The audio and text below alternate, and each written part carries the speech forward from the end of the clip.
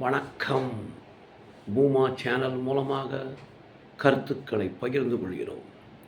Subscriber எண்ணிக்கையை உயர்த்தினால் சேனலும் வளரும், கருத்துக்களும் நேரடியாக வந்து சேரும்.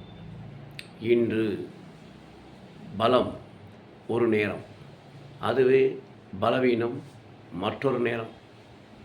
என்னடா பலம் பலவீனம் என்று கதை சொல்கிறானே என்று நினைக்கிறீர்களா? அப்படியல்ல. தாவேக்காவின் பலம் விஜய் ஒருவர்தான். அவர் முகத்திற்காக தான் அத்தனை ஓட்டுக்கள் விழுந்தது, முதல்வரும் ஆனார்.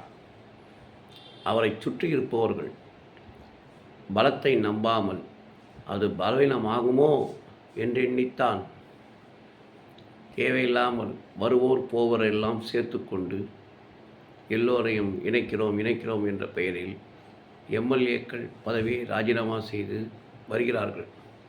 இதெல்லாம் மக்கள் கவனித்து கொண்டு தான் இருக்கிறார்கள். எதற்காக ராஜினாமா செய்கிறார்கள்? மக்கள் பணி செய்ய வந்தவர்கள் ஏன் இப்படி பண்ணுகிறார்கள்? மக்களுக்காக உழைப்பேன் என்று கூறியவர்கள் ராஜினாமாவுடன் பின்னர் என்ன செய்வார்கள் என்று மக்களை தீர்மானித்து கொண்டிருக்கிறார்கள். இது விஜய் அவர்களுக்கும் தாவேக்காவிற்கும் நல்லதல்ல. யோசிக்க வேண்டும். எதற்கு வருகிறார்கள்? ஏன் வருகிறார்கள்?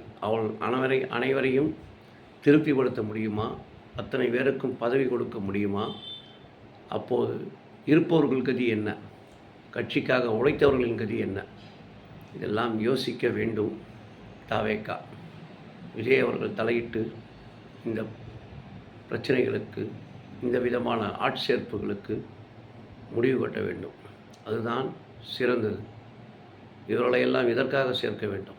ஓட்டுக்கள் யாருக்காக விழுந்தது? மக்கள் யாரை நம்பினார்கள்? அதை விஜய் அவர்கள் யோசிக்க வேண்டும். பிறகு நிதிநிலை அறிக்கை என்ற பெயரில் வெள்ளை அறிக்கை கொடுத்துள்ளார்கள். மக்கள் என்ன நினைப்பார்கள்? எதுவும் செய்ய இயலாது என்ற காரணத்திற்காகத்தான் இதை வெளியிடுகிறார்கள் என்றுதான் நினைப்பார்களே தவிர அரசின் நிலையை நினைப்பார்களா? வாய்ப்பே இல்லை. இவர் கொடுத்த வாக்குறுதியை நிறைவேற்ற மாட்டார் என்றுதான் நினைப்பார்கள்.